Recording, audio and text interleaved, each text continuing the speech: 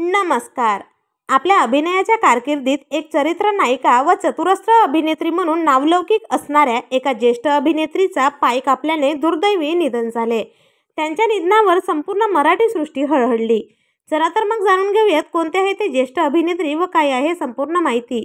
पण तत्पूर्वी वायन मराठी न्यूज या चॅनलला नक्की सबस्क्राईब करा, जेणेकरून असेच मनोरंजन विश्वातील नवनवीन अपडेट तुमच्यापर्यंत पोहोचत राहतील.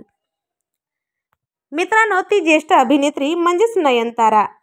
अशीही बनवाबनवी या चित्रपटातील त्यांची भूमिका ही प्रचंड गाजली व यातूनच त्या प्रसिद्धीच्या झोतात आल्या.